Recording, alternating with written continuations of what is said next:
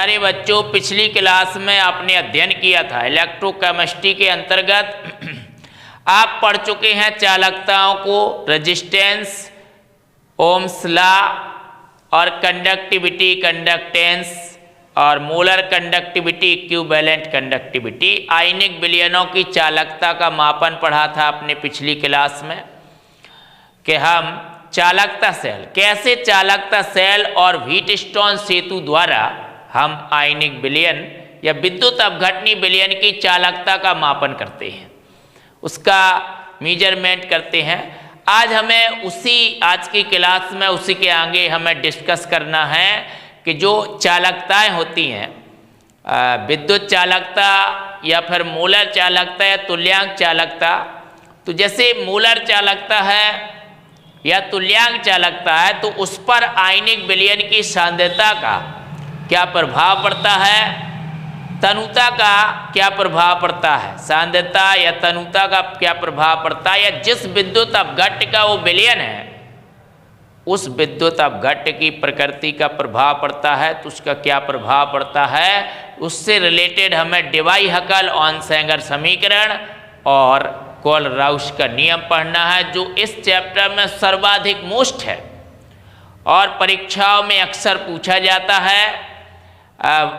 कई one day exams में आया है, इसके ऑब्जेक्टिव केस भी आ जाते हैं। इसके अलावा ये लिखित परीक्षाओं में भी बहुत ही महत्वपूर्ण नियम है कोलराउस का नियम, जो वैज्ञानिक कोलराउस ने अपने प्रयोगों के आधार पर निष्कर्ष को लिखा है। ये प्रयोग उन्होंने 1875 में किए थे।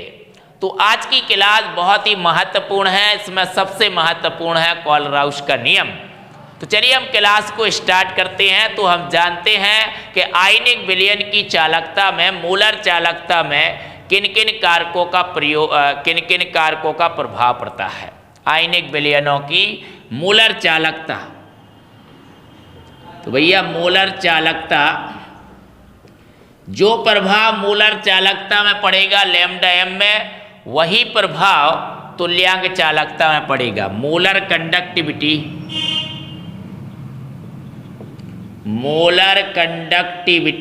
तो जो प्रभाव या मोलर कंडक्टिविटी में पड़ेगा वही प्रभाव इक्विवेलेंट कंडक्टिविटी में पड़ेगा। मोलर कंडक्टिविटी को आप लैम्डा एम कहते हैं। लैम्डा एम और लैम्डा इक्यू दोनों में रिलेशन बहुत ही अच्छे से पढ़ चुके हो आप। देखिए, ये जो मोलर कंडक्टिविटी या इक्विवेलेंट कंडक्टिविटी होती है, ये आयनिक विलयन के लिए होती है, विद्युत अपघटनी विलयन के लिए होती हैं। तो सबसे पहला कारक है इनका वैद्युत अपघट्य की प्रकृति। वैद्युत अपघट्य का विलयन होता है ना, तो वैद्युत अपघट्य की प्रकृति, वैद्युत अपघट्य की प्रकृति मतलब नेचर ऑफ इलेक्ट्रोलाइट्स, वैद्युत अपघट्य की प्रकृति, ये पहला कारक है। देखिए, आपका जो विलयन होता है, विलयन में जो कंडक्टिविटी होती है, चालकता होती है, वो आयनों के कारण होती है। उसमें मुक्त आयन पाए जाते हैं। तो विद्युत अपघट्य, ऐसा विद्युत अपघट्य जो पूर्ण रूप से आयनित हो जाता है, ऐसा विद्युत अपघट्य जो विलयन में पूर्णतः आयनित हो जाता है, पूर्ण रूप से आयनों में टूट जाता है, तो आवेश वाहक का कार्य करने वाली आयनों की संख्या बढ़ जाती है, जिससे ऐसे विद्युत अपघटनी विलयन की चालकता अधिक होती है, मोलर चालकता अधिक होती है। और ऐसे विद्युत अपघट्य जो दुर्बल होते हैं, देखिए प्रबल विद्युत अपघट्य दो तरह का आपका इलेक्ट्रोलाइट्स होता है। इलेक्ट्रोलाइट्स यानी कि विद्युत अपघट्य दो तरह का होता है, एक स्ट्रॉन्ग इलेक्ट्रोलाइट्स और एक वीक इलेक्ट्रोलाइट्स। वीक यानी कि दुर्बल। जो स्ट्रॉन्ग इलेक्ट्रोलाइट्स होता है वो 100% आयनाइजेशन इसका हो जाता है, 100% वो आयनित हो जाता है, डिसोसिएट हो जाता है, वियोजित हो जाता है। तो स्ट्रॉन्ग इलेक्ट्रोलाइट्स के विलयन में आयनों की संख्या अधिक होती है और वीक इलेक्ट्रोलाइट्स के विलयनों में आयनों की संख्या कम होती है। जिस विलयन में आयनों की संख्या अधिक होगी उस विलयन की मोलर चालकता अधिक होगी। तो प्रबल विद्युत अपघट्य विलयन की मोलर चालकता अधिक होती है, दुर्बल विद्युत अपघट्य विलयन की मोलर चालकता कम होती है। दूसरा कारक है भैया सांद्रता, विलयन की सांद्रता। विलयन की सांद्रता ये दूसरा कारक है, विलयन की सांद्रता, या फिर आप कह सकते हो यहां पर विलयन की तनुता। विलयन की तनुता कह सकते हैं भाई। सांद्रता अलग होती है, तनुता अलग होती है, दोनों में क्या संबंध है अभी आपको जो है हम समझाने वाले हैं। तो विलयन की तनुता, तनुता आप वॉल्यूम को कहते हैं, आयतन को कहते हैं, डाइल्यूशन यानी पतलापन, और सांद्रता यानी कंसंट्रेशन। तो ये डाइल्यूशन ऑफ सॉल्यूशन है, ये कंसंट्रेशन ऑफ सॉल्यूशन है। कंसंट्रेशन विलयन के गाढ़ेपन की माप, कंसंट्रेशन ऑफ सॉल्यूशन। सांद्रता तो गाढ़ापन सांद्र विलयन को दर्शाता है और पतला तनु विलयन को दर्शाता है, डाइल्यूट। तो देखिए जब आप विलयन की तनुता बढ़ाते हैं, तनुता बढ़ाते हैं यानी उसका आयतन बढ़ाते हैं तो उसकी सांद्रता घटती है। तो हमेशा सांद्रता और तनुता में व्युत्क्रमानुपाती का संबंध होता है। डाइल्यूशन और कंसंट्रेशन में व्युत्क्रमानुपाती का संबंध होता है। अब मान लीजिए इसमें आपके जो ये विलयन भरा है इसमें धनायन ऋणायन है, मुक्त आयन्स है, धनायन ऋणायन है। अब इन आयनों के बीच आकर्षण विपरीत प्रकार के आयन, जैसे धनायन है, कैटायन, ऋणायन है, एनायन, तो इनके बीच अंतरा आयनिक आकर्षण बल लगेगा। अंतरा आयनिक आकर्षण बल, इंटर आयोनिक अट्रैक्शन फोर्स कार्य करेगा धनायन और ऋणायन के बीच। तो ये आयन जितने ही दूर दूर होंगे इनके बीच अंतरा आयनिक आकर्षण उतना ही कम होगा, और जितना ही कम इनके बीच अंतरा आयनिक आकर्षण होगा उतना ही तेजी से ये गति कर पाएंगे, परिभ्रमण या माइग्रेशन कर पाएंगे, उतना ही जो है तीव्र गति से ये अभिगमन कर पाएंगे, माइग्रेशन कर पाएंगे, और उतने ही ज़्यादा विलयन की क्या होगी बेटा जी, चालकता होगी, मोलर चालकता होगी। तो अनंत तनुता मतलब हम तनुता इतनी बढ़ा दे कि सांद्रता शून्य की ओर अग्रसर हो जाए। तनुता अनंत की ओर यानी कि वॉल्यूम टेंड्स टू इनफाइनाइट तो C टेंड्स टू 0। जब सांद्रता शून्य की ओर अग्रसर हो तो तनुता अनंत मानी जाती है, अनंत की ओर अग्रसर मानी जाती है। उस स्थिति में आयन इतने दूर दूर हो जाते हैं कि आयनों के बीच अंतरा आयनिक आकर्षण नगण्य हो जाता है, नेग्लेजिबल हो जाता है, नेग्लेजिबल आकर्षण हो जाता है। इसी नेग्लेजिबल आकर्षण के कारण ये आयन सभी दिशाओं में स्वतंत्र रूप से अभिगमन करने लगते हैं, माइग्रेशन करने लगते हैं। इसको आप इंडिपेंडेंट माइग्रेशन कहते हैं। ऐसी स्थिति में चालकता बढ़ जाती है। तो मोलर चालकता विलयन की सांद्रता घटाने पर या तनुता बढ़ाने पर बढ़ती है। विलयन की तनुता बढ़ाई जाए तो सांद्रता घटती है। विलयन की विद्युत अपघटनी विलयन की तनुता बढ़ाने पर, सांद्रता घटाने पर उसकी मोलर चालकता बढ़ती है, और विद्युत अपघट्य प्रबल होता है तो उसकी चालकता, मोलर चालकता अधिक होती है, दुर्बल होता है तो भाई कम होती है। अब देखिए बात यहाँ पर एक और आ जाती है कि मान लीजिए प्रबल विद्युत अपघट्य है, स्ट्रॉन्ग, बहुत ही गौर करने वाली बात है, स्ट्रॉन्ग इलेक्ट्रोलाइट्स है, इलेक्ट्रोलाइट्स, स्ट्रॉन्ग इलेक्ट्रोलाइट्स है। तो जो स्ट्रॉन्ग इलेक्ट्रोलाइट्स है वो ऑलरेडी 100% डिजॉल्व है, 100% डिसोसिएट है, उसका डिसोसिएशन 100% हो चुका है, 100%। मान लीजिए कोई AB सॉल्ट है और स्ट्रॉन्ग इलेक्ट्रोलाइट्स अगर ये, तो ये 100% ए पॉजिटिव और B नेगेटिव में टूट गया है। तो इसकी जो मोलर कंडक्टिविटी होगी या इक्विवेलेंट कंडक्टिविटी होगी वो अधिक होगी, हाईएस्ट अधिक होगी। जब हम इसमें तनुता बढ़ाएंगे तो इसकी मोलर कंडक्टिविटी में थोड़ी बहुत ही वृद्धि हो पाएगी, थोड़ी बहुत, क्योंकि इसकी मोलर कंडक्टिविटी पहले से ही उच्च है। तो जो स्ट्रॉन्ग इलेक्ट्रोलाइट्स होते हैं, जो प्रबल विद्युत अपघट्य होते हैं, वो पूर्ण रूप से आयनित होते हैं, इसलिए उनकी मोलर चालकता या तुल्यांक की चालकता अधिक होती है, दुर्बल की अपेक्षा अधिक होती है। और जब हम उनकी तनुता बढ़ाते हैं, सांद्रता घटाते हैं, तो उनकी चालकता शीघ्र ही अपने चरम मान पर पहुंच जाती है, सीमांत मान पर पहुंच जाती है, शीघ्र ही पीक वैल्यू या लिमिटिंग वैल्यू हासिल कर लेती है, शीघ्र ही। मतलब कहने का मतलब ये है कि जो स्ट्रॉन्ग इलेक्ट्रोलाइट्स होते हैं उनके विलयनों की चालकता पहले से ही उच्च होती है, तनुता बढ़ाने पर उनकी चालकता में थोड़ी बहुत वृद्धि होती है और वो चालकता शीघ्र ही अपना जो है चरम मान प्राप्त कर लेती है, अपना सीमांत मान लिमिटिंग वैल्यू प्राप्त कर लेती है। लैम्डा एम शीघ्र ही लिमिटिंग वैल्यू पर पहुंच जाती है, लिमिटिंग वैल्यू पर पहुंच जाती है, शीघ्र ही अपना सीमांत मान प्राप्त कर लेती है।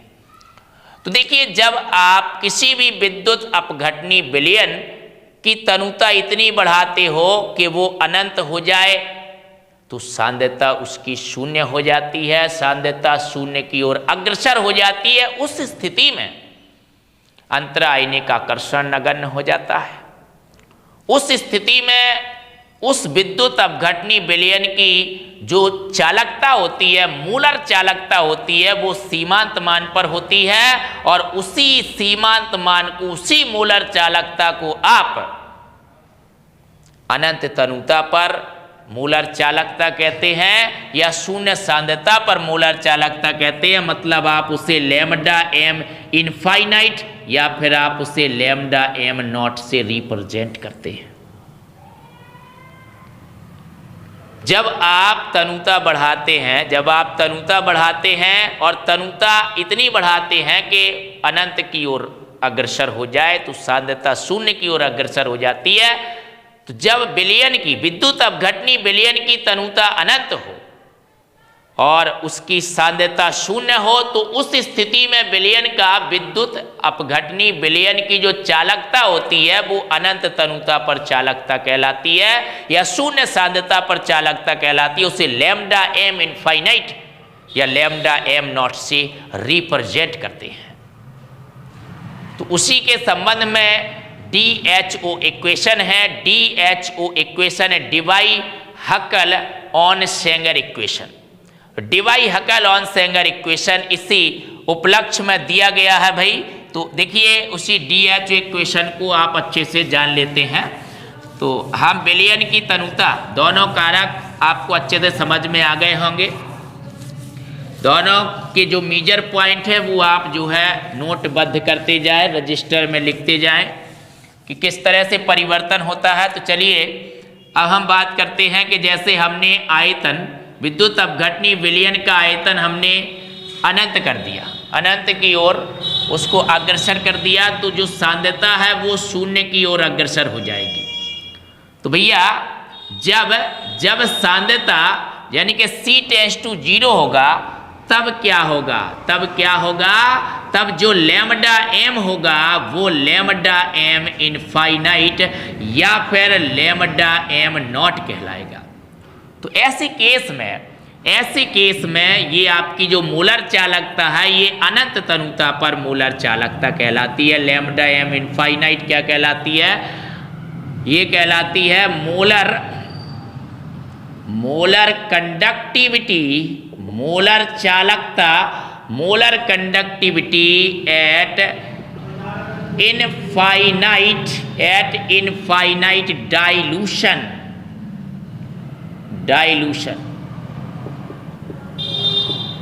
इनफाइनाइट डाइल्यूशन, अनंत तनुता पर मोलर चालकता।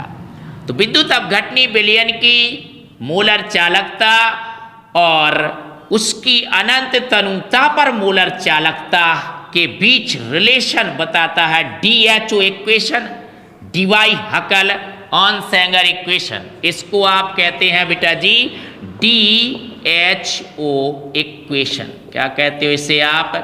DHO equation, Debye Huckel Onsager equation कहते हैं। Debye Huckel Onsager equation कहते हैं बेटा जी। अब इसमें क्या है, ये जो आपकी लैम्डा MC है, ये क्या है भैया? ये आपकी कहलाती है C सांद्रता पर विलयन की मोलर चालकता। मतलब के मोलर कंडक्टिविटी आप इसे भी कहते हैं। एट कंसेंट्रेशन यानी कि सांद्रता एट कंसेंट्रेशन C सांद्रता पर मोलर चालकता, और लैम्डा M इनफाइनाइट तो यहाँ पर लिखा ही दिया हमने। Molar conductivity at infinite dilution, अनंत तनुता पर। अब V क्या है बेटा जी? V है कांस्टेंट यानी कि स्थिरांक, और C क्या है बेटा जी? C है कंसेंट्रेशन यानी कि सांद्रता। C क्या है बेटा जी? कंसेंट्रेशन है, कंसेंट्रेशन ऑफ सॉल्यूशन, विलयन की सांद्रता या इलेक्ट्रोलिटिक सॉल्यूशन। विलयन की सांद्रता है C। इस समीकरण को आप डिवाई हकल ऑन सेंगर समीकरण कहते हैं, DHO इक्वेशन कहते हैं। तो जब भी आप विद्युत अपघटनी विलयन की तनुता बढ़ाते हो, सांद्रता घटाते हो, तो उसकी चालकता में, मोलर चालकता में वृद्धि होती है। अगर प्रबल विद्युत अपघट्ट है तो उसमें वृद्धि थोड़ी सी होती है, दुर्बल विद्युत अपघट्ट है तो उसमें सतत वृद्धि होती है। क्योंकि प्रबल विद्युत अपघट्ट की चालकता पहले से ही उच्च होती है। और क्यों होती है पहले से ही उच्च? क्योंकि वो 100% आयनित हो जाता है। ये कारक थे, इसको आप डिवाई हकल ऑन सेंगर समीकरण कहते हैं। रिलेशन आपको ये ध्यान रखना है, बहुत ही मोस्ट चीज है ये। अब इसी के उपलक्ष्य में, इसी चालकता और तनुता के बारे में, इसी के ऐसी तरह के एक्सपेरिमेंट वैज्ञानिक कोलराउस ने किए हैं कि मान लीजिए इस पात्र में कोई विद्युत अपघटनी विलयन भरा हुआ है। जब इस पात्र में विद्युत अपघटनी विलयन भरा हुआ है तो इस पर भी आपके धनायन ऋणायन होंगे, आयन होंगे, और आयनों के बीच में क्या लगेगा? आकर्षण लगेगा। आयनों के बीच में भैया आकर्षण लगता है, आकर्षण लगेगा आयनों के बीच। ये धनायन ऋणायन है आपके फ्री आयन से, ये आयनों के बीच आकर्षण लगेगा। आयनों के बीच जो आकर्षण लगता है उसे अंतर आयनीय आकर्षण कहते हैं। जब आप इसकी तनुता बढ़ाएंगे, इसका वॉल्यूम बढ़ाएंगे, और कितना बढ़ाएंगे? अनंत की ओर इसको अग्रसर करेंगे, तो इसकी जो सांद्रता होगी वो शून्य की ओर अग्रसर होगी। उस केस में आयनों के बीच का जो आकर्षण होता है, attraction force, inter ionic attraction force लगता है इनके बीच में। Inter ionic attraction force, inter ionic attraction force will be negligible,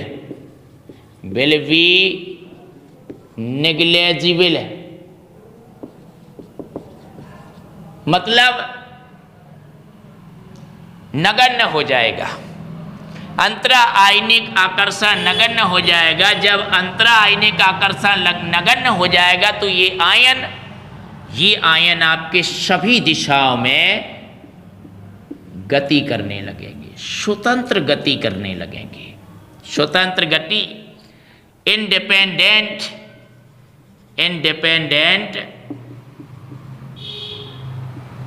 independent migration,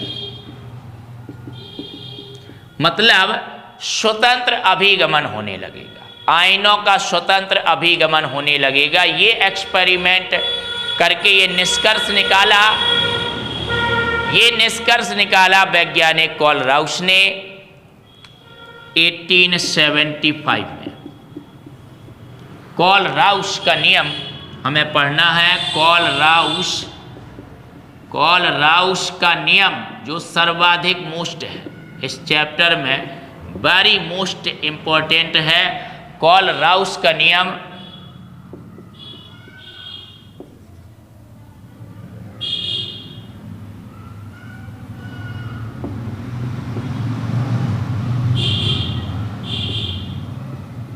Kohlrausch law, Kohlrausch का नियम जो बहुत ही ज़्यादा मोस्ट है। उन्होंने प्रबल विद्युत अपघट्यों के लिए एक एक्सपेरिमेंट किया, दुर्बल विद्युत अपघट्यों के बारे में भी उन्होंने नियम दिया है।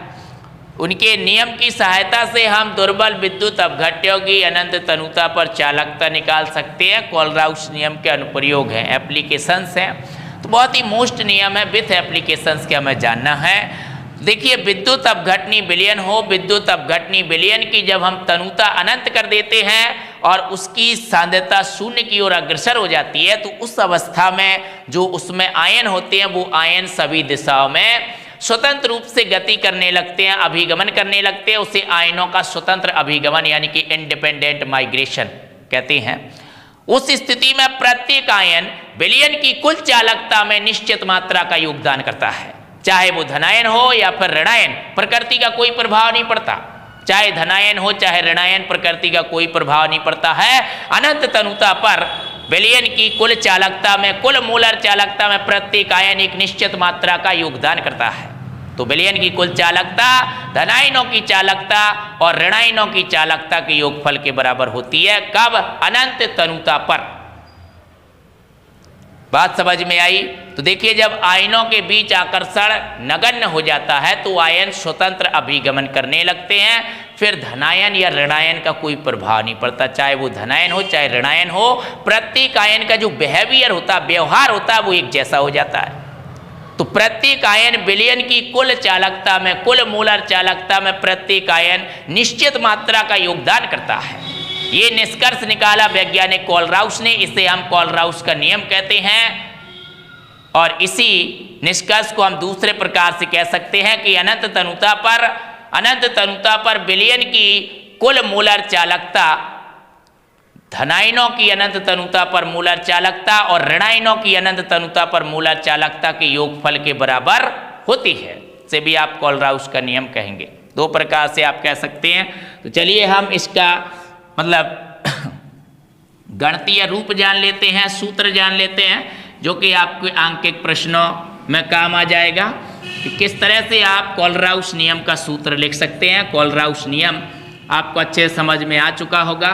तो देखिए, जब भी आयन गति करने लगे तो प्रत्येक आयन कुल चालकता में योगदान करता है, इसी को कोलराउस का नियम कहते हैं। और धनायनों की चालकता और ऋणायनों की चालकता मिलकर के कुल चालकता का सृजन करती है।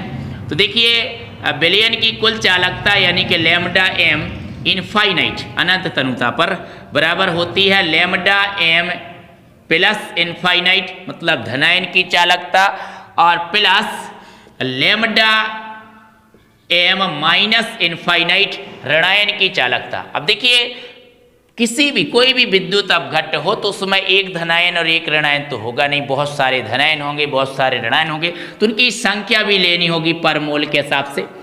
तो x मान लीजिए, यहाँ पर आप y मान लीजिए, तो ये आपने x और y इनकी संख्या मान ली, x धनायन की संख्या और y ऋणायन की संख्या मान ली। सपोज डेट आपको ये दिया है CaCl2 दिया है, तो CaCl2 में आपका बनेगा Ca डबल पॉजिटिव और प्लस 2Cl सिंगल नेगेटिव। अब यहाँ पर धनायन कितना है? एक है, एक अणु में निकालना है आपको, तो एक अणु के हिसाब से निकालना है। एक अणु में यहाँ पर धनायन की संख्या एक है तो यहाँ पर भैया x का मान 1 हो जाएगा। ऋणायन की संख्या 2 है तो यहाँ पर y का मान यानी ऋणायन की संख्या आप y का मान कितना हो जाएगा? 2 हो जाएगा। सपोज डेट दिया हो एल्यूमिनियम सल्फेट Al2SO4 का होल थ्राइज, एल्यूमिनियम सल्फेट दिया है, इसका आप आयनन कराएंगे तो Al3 पॉजिटिव, ये आपके 2 एल्यूमिनियम है और प्लस SO4 डबल नेगेटिव कितने हैं? 3 हैं। आपको चार्ज नहीं देखना है, आवेश नहीं देखना है, केवल संख्या देखनी है। तो एक अणु के हिसाब से, एक अणु के हिसाब से यहाँ पर कितने धनायन है? 2 धनायन है, तो x का मान भैया 2 हो जाएगा और ऋणायन कितने हैं? 3 है, तो भैया y का मान कितना हो जाएगा? 3 हो जाएगा। 2 धनायन तो x का मान 2 और 3 ऋणायन, तो y का मान 3। तो इस प्रकार से विलयन की कुल चालकता में धनायनों की चालकता और ऋणायनों की चालकताओं का योगदान होता है। इसे को कोलराउस का नियम कहते हैं। इस नियम की सहायता से आप प्रबल विद्युत अपघट्यों की चालकताओं की मदद से दुर्बल विद्युत अपघट्ट की चालकता आसानी से निकाल सकते हैं। ये आपका कोलराउस का कंप्लीट लॉ है, कंप्लीट नियम है, इसी को कोलराउस का नियम कहते हैं। और इसके अनुप्रयोग अब आपको जानना है। एप्लीकेशंस ऑफ कोलराउस लॉ,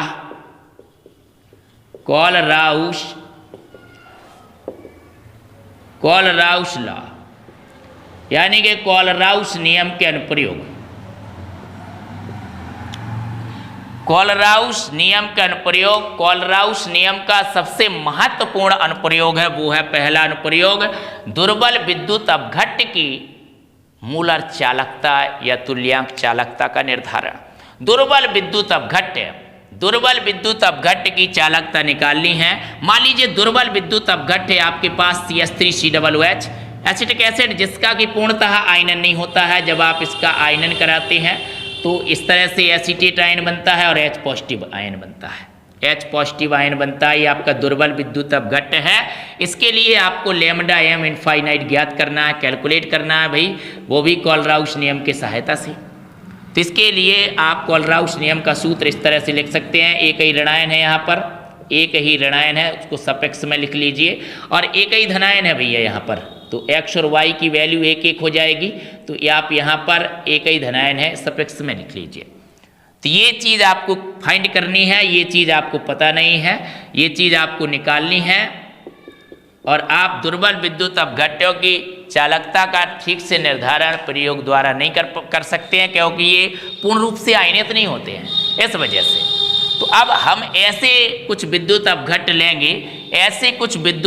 लेंगे, जो पूर्ण रूप से आयनित हो, उनकी अनंत तनुता पर चालकता का मापन हम प्रयोग द्वारा करेंगे और फिर उनकी मदद से कोलराउस नियम के सूत्र का प्रयोग करके हम दुर्बल विद्युत अपघट्ट की चालकता कैलकुलेट करेंगे, परिकलित करेंगे।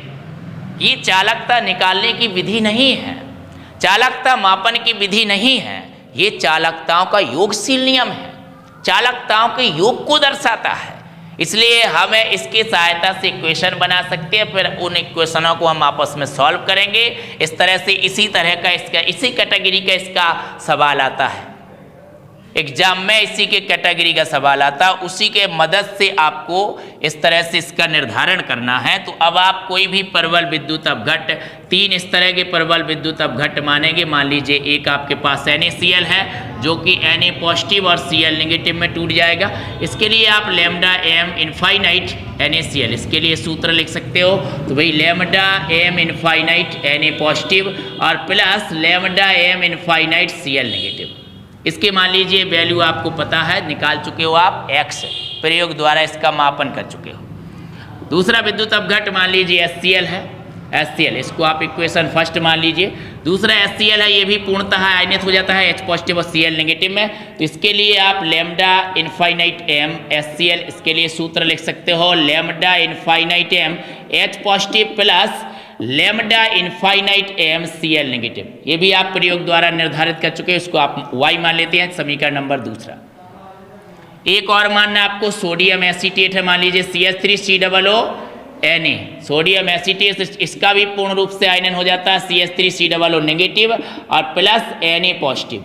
इसके लिए आप कोलराउस का सूत्र लिखेंगे भाई, तो लैम्डा इनफाइनाइट m CH3COONA बराबर कितना हो जाएगा, lambda infinite m CH3COO negative और plus lambda infinite m Na positive. इसका भी आप निर्धारण कर चुके हैं, मान लीजिए Z, इक्वेशन नंबर थर्ड, तीसरी समीकरण इसको मान लीजिए, राइट। अब इन 3 समीकरणों की सहायता से आपको इतना बनाना है इतना बनाना है जिससे इसका आपका निर्धारण हो जाएगा। ये तीनों आप प्रयोग द्वारा निर्धारित कर चुके हो। ये 3 प्रबल विद्युत अपघट्ट हैं, इनकी मूलर चालकताएं आपने प्रयोगों द्वारा निर्धारित कर ली हैं। 3 प्रबल विद्युत अपघट्ट, इनकी मूलर चालकताएं आपने प्रयोगों द्वारा अनंत तनुता पर निर्धारित कर ली हैं। एक्स वाई जेड, इनकी मदद से आपको एसिटिक अम्ल की चालकता निकालनी है। इतना इक्वेशन बनाना है। तो देखिए CH3COO नेगेटिव और H पॉजिटिव ढूंढिए, इसमें कहाँ पर है? तीसरे इक्वेशन में है CH3COO नेगेटिव और H पॉजिटिव दूसरे इक्वेशन में है। तो इक्वेशन थर्ड और सेकंड को आप जोड़ देंगे, मतलब समीकरण सेकंड और प्लस समीकरण थर्ड। समीकरण 2 और 3 को जोड़ने पर, जब आप 2 और 3 को जोड़ेंगे तो कितना आ जाएगा भैया? y plus Z.